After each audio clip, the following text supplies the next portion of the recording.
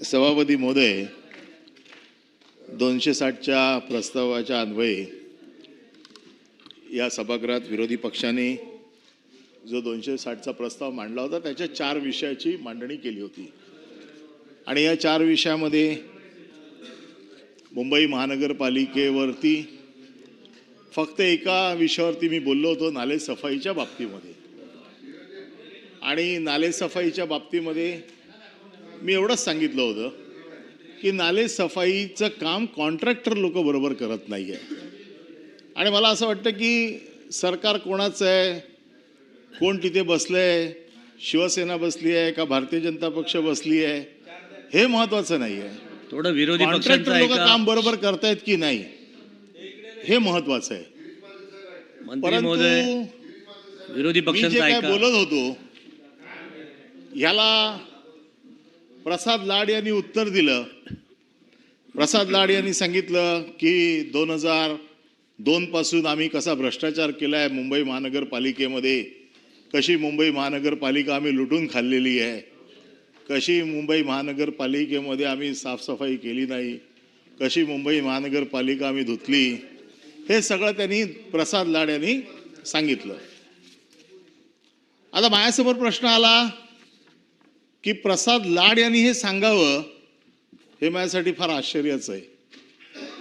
त्याचं कारण असं आहे की ज्या वेळेला हे सगळं चालू होतं 2002 पासून, मला वाटतं 1985ला शिवसेनेची एक हाती सत्ता मुंबई महानगरपालिकेत आली. त्यानंतर 85 ते 92 पर्यंत शिवसेनेची सत्ता होती, 92 ते 96 काँग्रेसची सत्ता होती आणि 96 पासून सलग शिवसेना भारतीय जनता पक्षाच्या युतीचं सत्ता होती. आता प्रसाद लाड यांनी आरोप कोणावर केले की त्यावेळेचे जे लोक होते त्यांवरती. 2002 पासून मी घेतो, 2002 पासून ते 2026 पर्यंत, 2002 पासून ते 2007 पर्यंत शिवसेना भारतीय जनता पक्षाचं मुंबई महानगरपालिकेत सरकार होतं. शिवसेनेचा महापौर होता तर भारतीय जनता पक्षाचा उपमहापौर होता. शिवसेनेचा स्टँडिंग कमिटीचा चेअरमॅन होता तर इम्प्रूव्हमेंटचा चेअरमॅन भारतीय जनता पक्षाचा होता. या सभागृहात आशिष शेलार बसलेले आहेत ज्यांनी मुंबई महानगरपालिकेमध्ये इम्प्रूव्हमेंटचा चेअरमॅन म्हणून काम केलेलं आहे, भारतीय जनता पक्षाचे गटनेते म्हणून काम केलेले आहेत. आम्ही सगळ्यांनी एकत्र काम केलेलं आहे. आलेत ना, या या या या आम्ही सगळ्यांनी एकत्र काम केलेलं आहे. हा पुढे पुढे पुढे चला. नाही, आम्ही सगळ्यांनी एकत्र काम केलंय. कालच्या माझ्या भाषणाचा आशय होता की मुंबई महानगरपालिकेत जे कॉन्ट्रॅक्टर काम करतात त्यांच्यावरती महानगरपालिकेच्या बसलेल्या प्रशासनाने आणि जे कोण सत्ताधारी आहेत त्यांनी लक्ष ठेवावं. परंतु प्रसाद लाड यांना ही सवय लागलेली आहे की आपलं भाषण वरिष्ठांनी ऐकलं पाहिजे, त्यांनी आपल्यावरती खुश राहिलं पाहिजे, त्याच्यासाठी आरोप केले पाहिजेत. आरोप जर नाही केलेत तर आपलं दुकान बंद होईल, कदाचित आपल्याला कोण विचारणार नाही. कारण ज्या वेळेला हे सगळं चालू होतं, आज ते देवाभाऊचं पूर्ण दिवस कौतुक करत असतात, त्यावेळेला ते अजितदादा अजितदादा अजितदादा असे ओरडत होते. त्याच्यामुळे त्यांना ह्या सगळ्या गोष्टी माहीत नाही, म्हणून त्यांच्यासाठी हे सांगावं लागतं. आशिष शेलार आणि मी एकत्र गेले कित्येक वर्ष, 25 वर्षापेक्षा जास्त एकत्र काम करतोय. त्याच्यामुळे भारतीय जनता पक्ष शिवसेना युती काय आहे हे प्रसाद लाडकडनं तरी मला समजण्याची गरज नाही. आता प्रश्न राहिला की भ्रष्टाचार 2002 पासनं त्यांनी सांगितलं 2005 पासून मिठी नदी कशी लुटली, मिठी नदीतला गाळ कसा खाल्ला, तो गाळ कोणाच्या तोंडात गेला. आता ठीक आहे, मग हा आमच्यावर आरोप आहे ना, मग हा आरोप फक्त आमच्यावर कसा असू शकतो? महापौर आमचा होता तर उपमहापौर तुमचा पण होता आमच्या बरोबर, स्टँडिंग कमिटी आमची होती तर इम्प्रूव्हमेंट चेअरमॅन तुमचा पण होता.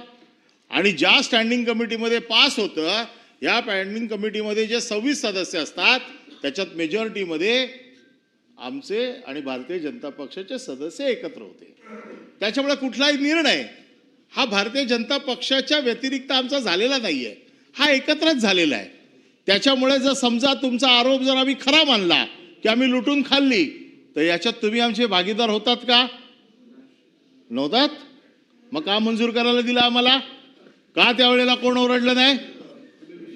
आज का नाही बोलत आहे कोण? अनिलजी, आपण मंत्री महोदयांच्या उत्तरावर बोला. नाही, मी मंत्री महोदयांच्या उत्तरावरती नाही बोलत आहे. त्याच्यावर right to Right reply of त्याच्यावर reply मध्ये नाही. ऐका, प्रसाद लाडांना मला उत्तर मला देण्यासाठी देखील आपण या नाही. सभागृहामध्ये राईट ऑफ रिप्लाय मध्ये ज्या शंका सभागृहामध्ये उपस्थित झालेल्या आहेत मंत्री महोदयांच्या त्याच्यावरती उत्तरावर- राईट ऑफ रिप्लाय मध्ये उत्तर देण्याचा अधिकार आहे. तुम्ही ज्येष्ठ आहात आणि त्यामुळे- मंत्र्यांनी जे सांगितलं त्याच्यावरती मी येतो की हे सगळं जे काही झालेलं आहे, ज्याच्यावरती जे बघा आरोपाचं खंडन राईट ऑफ रिप्लाय मध्ये करावं लागतं. It's okay. आरोपाचं उत्तर खंडन करणार ना की नाही मी?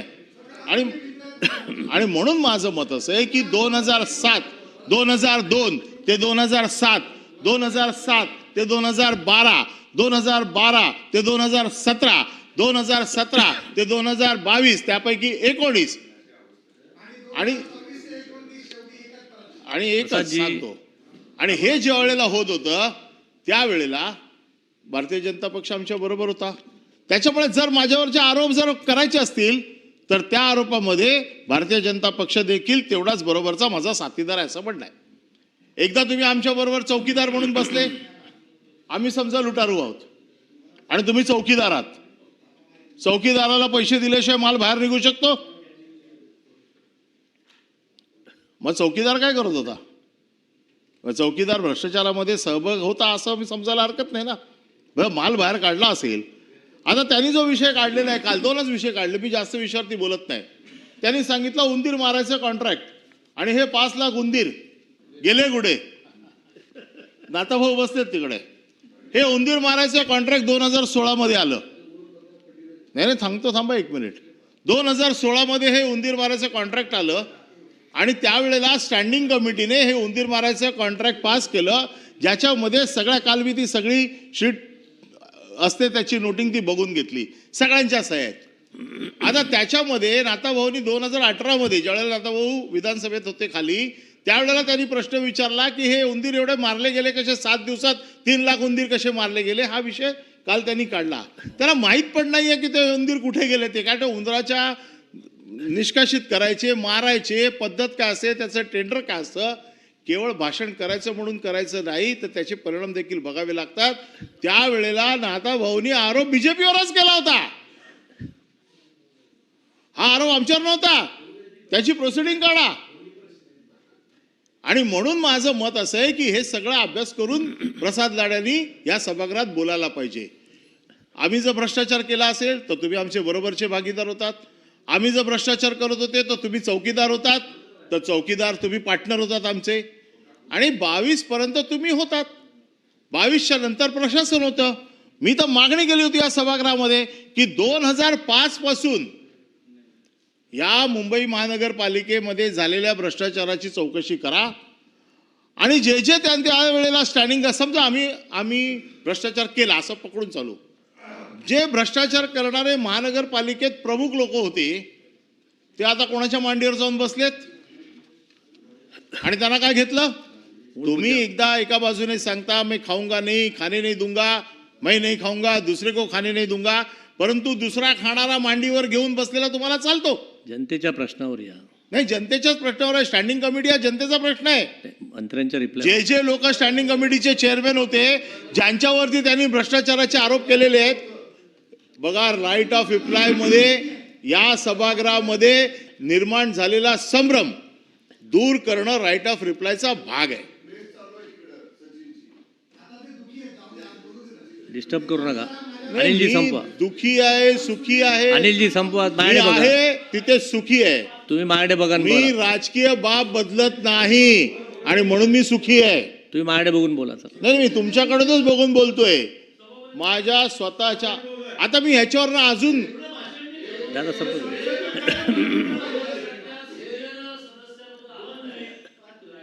हा 5 मिनिटं असं तुम्ही पुन्हा भाषण सुरू केलं, त्याच्यावर पुन्हा उत्तर द्यायला लागेल.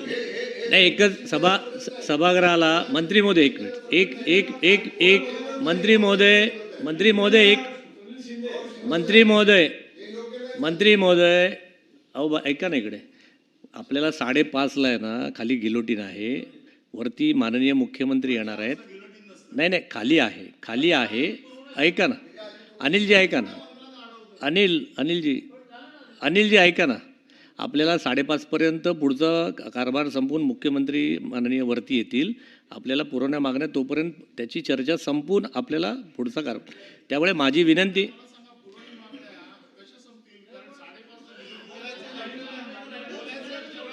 अहो यांना बोलायचं आहे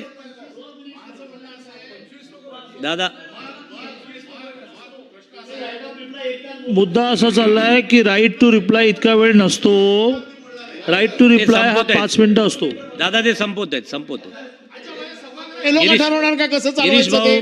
गिरीश भाऊ संपवत आहेत. सभागृह हे लोक ठरवणार का कसं गिरीश चालवायचं भाऊ, ते? विरोधी- आपण निर्देश द्या मला. बोला, तुम्ही बोला. विरोधी पक्षांचा सन्मान ठेवा. बघा गिरीश महाजन, मला खाली आता बसून परत तुम्ही त्यांच्यावर मला जाताय. संरक्षण द्या त्यांच्यापासून. तुम्ही मंत्र्यांच्या रिप्लायवर बोला. तुम्ही तुमचा वेळ फुकट घालवताय. अनिलजी वेळ फुकट घालवताय तुमचा. नाही, माझं म्हणणं असं आहे की आरोप करताना, हे सगळे आरोप करताना, दुसऱ्यावर आरोप करताना आपण बघावं काय करायचं ते. ह्या सगळ्या गोष्टी, माझं म्हणणं असं आहे त्याच्यापेक्षा 2005 पासूनच्या सगळ्या गोष्टींची चौकशी लावा. SIT नेमा, त्याच्यावरती कोणी पैसे खाल्ले, काय केले, कोणाच्या घरी किती गेले, मला तर सगळं माहिती आहे. कोण त्याच्यामध्ये सहभागी होतं, कोणाकोणाला मग मी एक दिवस नावं घेऊन बोलीन सगळ्यांची, कोण होतं.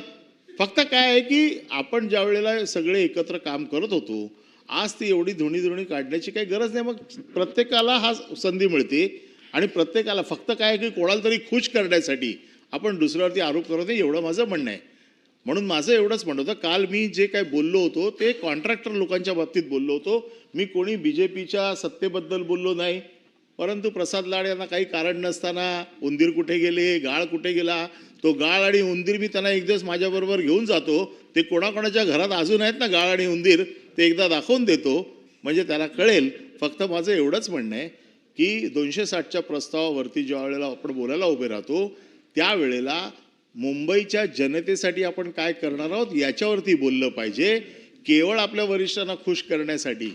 आता त्यांना काय अधिकार आहे ते काल की इतके एवढे लोक साफ झाले, तेवढे लोक साफ झाले, एवढे राहतील. तुम्ही प्रसाद लाडमधनं बाहेर या. मला या निमित्ताने रिप्लायवर संपवा आता. नाही, ते आता पण बोलले ना की तुम्ही एकटेच राहणार, त्या निमित्ताने मला एक किस्सा सांगायचा आहे. फक्त 1 मिनिटात संपवतो. आचार्य अत्रेंचं मी कुठेतरी वाचलं ठीक होतं. आहे. आचार्य अत्रेंना सभागृहात विचारलं की अहो आचार्य अत्रे तुम्ही एकटेच?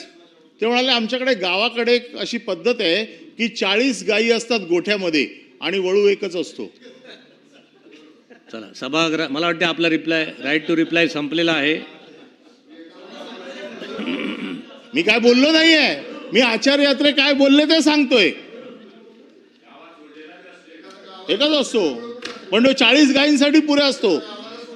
हा सडलेला असतो पण तो 40 गायींसाठी पुरेसा असतो. तो गोठ्यात असतो.